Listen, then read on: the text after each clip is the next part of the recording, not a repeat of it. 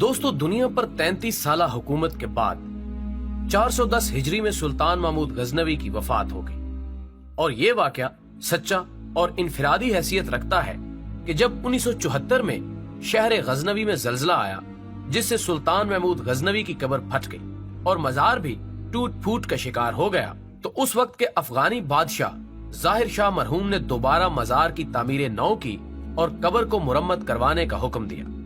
चुनाचे तामीर के मकसद के लिए जब कब्र को पूरा खोला गया तो कब्र के मोमार और कब्र की जियारत करने वाले हैरान रह गए, क्योंकि कब्र के अंदर से 1000 साल से मरे हुए इंसान और ताबूत की लकड़ी सही सलामत थी। सब लोग हैरान और वर्ता हैरत का शिकार हो गए कि ताबूत 1000 साल गुजरने के बावजूद सही सलामत था। लिहाजा जब हुकाम ने ताबूत खोलने का हुक्म दिया तो जिस आदमी ने ताबूत खोला वो पलटकर पीछे गिर गए और नीम बेहोश हो गया। और जब पीछे लोगों ने आगे बढ़कर देखा तो वो सुल्तान जो 33 साल हुकूमत करके मरा और मरे हुए 1000 साल गुजर चुके हैं, वो अपने ताबूत में ऐसे पड़ा था जैसे कोई अभी इसकी मैयत को रख के गया हो। और इसका सीधा हाथ सीने पर था, जबकि उल्टा हाथ और बाजू जिस्म के मुतवाजी सीधा था और हाथ ऐसे नर्म जैसे जिंदा इंसान के होते हैं। दोस्तों, जिंदगी मुख्तसर है और वक्त तेजी से गुजर रहा है। वक्त के आगे ताकतवर से ताकतवर बादशाह कमजोर और बेबस है।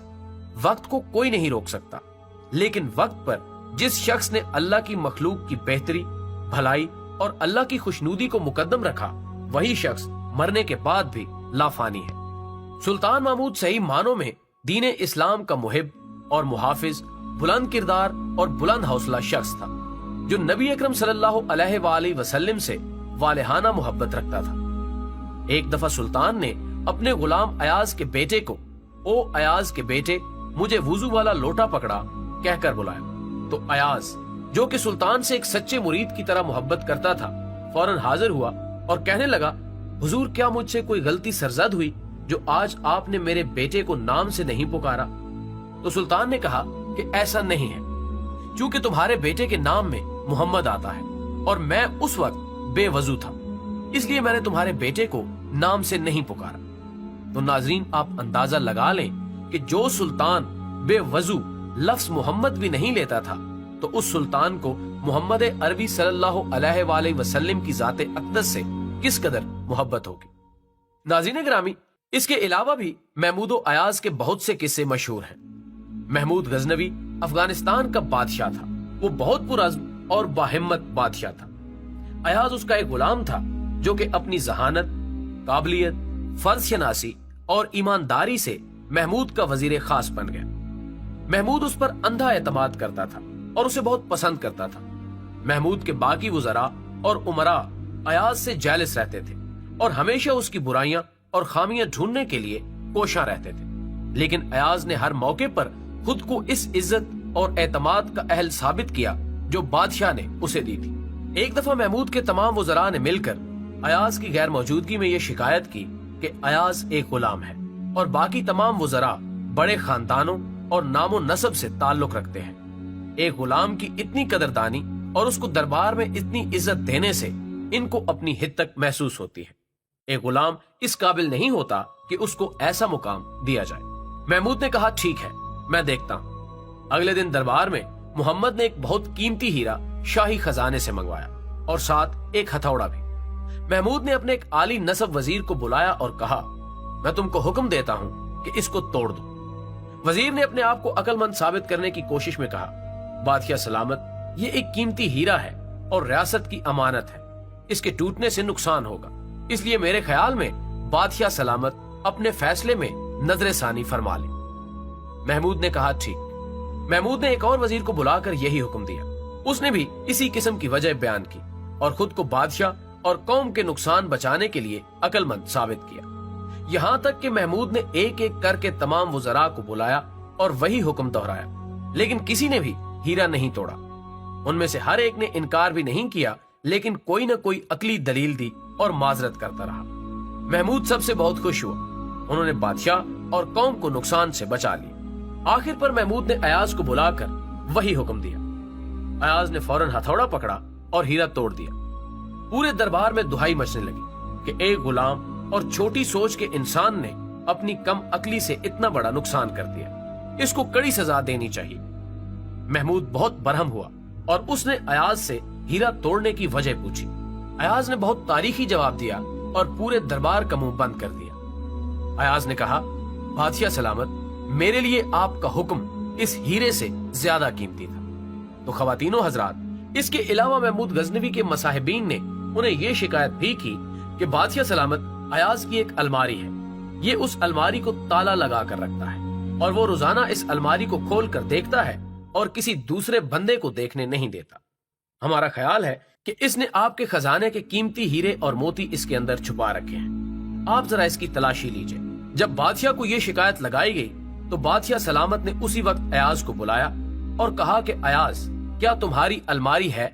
उसने कहा, जी है। बादशाह ने पूछा, क्या उसे ताला लगा कर रखते हो? उसने जवाब दिया, जी हाँ। पूछा, किसी और को देखने नहीं देते हो? अर्ज किया, जी नहीं। फिर पूछा, क्या तुम खुद उसे रोजाना देखते हो? अर्ज किया, जी हाँ। फिर बादशाह ने फरमाया कि चाबी लाओ। अयाज ने चाबी दे दी। बादशाह ने किसी बंदे को भेजा कि जाओ उस अलमारी में जो कुछ मौजूद है वो यहाँ लाकर सबके सामने पेश कर।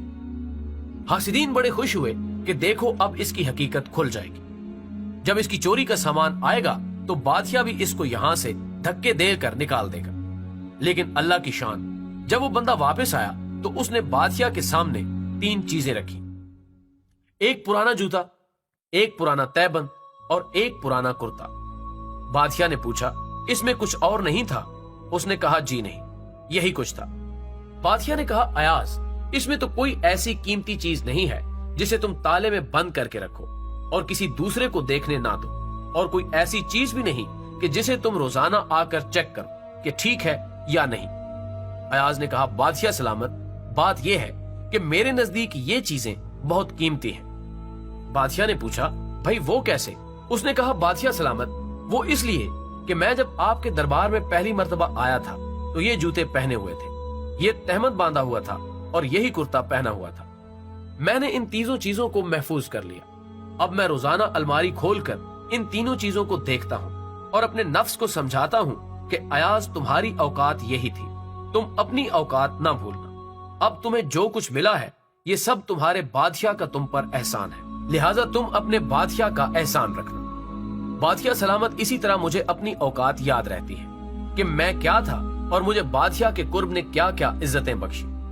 दोस्तों, काश हमारी भी यही कैफियत हो जाती कि अल्लाह रब्बुल इज्जत की नेमतों का ख्याल रखते और अपनी औकात को भी याद रखते। इसके अलावा एक मरतबा सुल्तान महमूद गजनवी ने अयाज को एक अंगूठी दी और कहा कि इस पर एक ऐसा जुमला लिखो जिसको अगर मैं खुशी में देखूं तो गमगीन हो जाऊं और अगर गम में देखूं तो खुश हो जाऊं।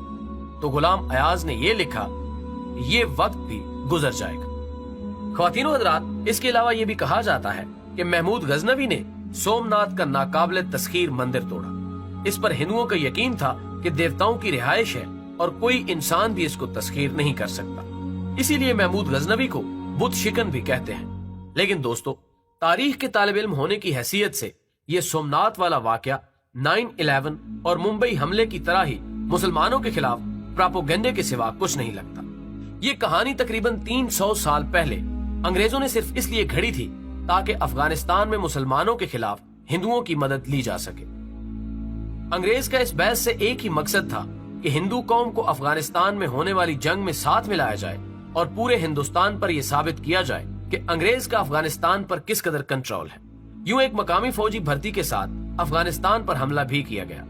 गजनी में मौजूद दरवाजों को उखाड़ा गया, जिसके बारे में अंग्रेजों ने मशहूर कर रखा था कि ये सोमनाथ मंदिर के दरवाजे थे। जब उन्हें हिंदुस्तान लाया गया तो इन पर कुंदा आयाते कुरानी ने भांडा फोड़ दिया कि इनका सोमनाथ तो दूर की बात, हिंदू मजहब से भी कोई ताल्लुक नहीं। ये दरवाजे आज भी आगरा किले के स्टोर रूम में पड़े हुए हैं। ख्वातीनो हजरात, बुत शिकन का लकब भी अंग्रेज ने ही सुल्तान को दिया था। इसके 2 बड़े मकासद थे।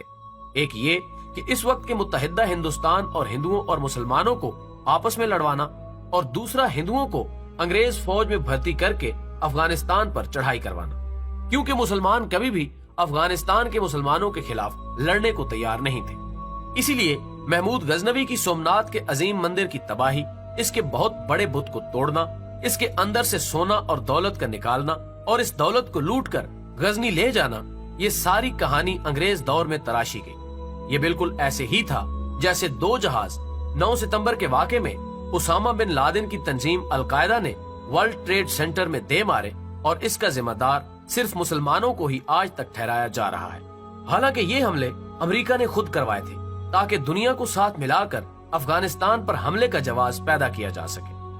دوستو، انگریز دور میں ہی محمود غزنوی کو بت شکن کا لقب دے کر مسلمانوں کے ہاں اس کی کردار اور عظمت اور ہندوؤں کے ہاں کردار کشی کی گئی تاکہ زیادہ سے زیادہ ہندو اور مسلمانوں کے خلاف ہو۔ یہ مسلمان ہمیشہ اقتدار میں آ کر لوٹ مار کر کے اپنے وطن لوٹ جاتے ہیں، جیسے آج بھی بہت سے سندھیوں کو یہی بتایا جاتا ہے کہ محمد بن قاسم سندھ پر حملہ آور ہوا اور یہاں کی عورتوں، سونے چاندی اور ہیرے جواہرات کو لوٹ کر واپس عرب چلا گیا۔ بہرحال سلطان نے سومناتھ شہر پر حملہ ضرور کیا تھا، لیکن وہاں پر کوئی بڑا مندر موجود ہی نہیں تھا۔ اگر اس کے بارے میں مزید پڑھنا چاہیں تو انڈیا کی رومیلا پر کی تحقیقی کتاب ہسٹری آف انڈیا ضرور پڑھیں۔ اس کتاب میں رومیلا نے ایک باب میں اس پر کافی تفصیلی بحث کی ہے اور دلائل سے ثابت کیا ہے کہ سلطان نے یہاں کسی مندر کو نہیں توڑا تھا اور نہ ہی کوئی لوٹ مار کی۔ اللہ کی بے شمار رحمتیں سلطان پر نازل ہوں اور اسے جنت میں اعلیٰ مقام ملے، آمین۔ ویڈیو پسند آنے کی صورت میں اسے زیادہ سے زیادہ شیئر کریں اور دوسروں تک پہنچانے میں ہمارا ساتھ دیں، اور مزید اچھی ویڈیوز کے لیے ہمارے چینل کو سبسکرائب کریں، اور ہماری اگلی ویڈیو آنے تک اپنا، دوستوں کا اور گرد و نواح کے لوگوں کا بہت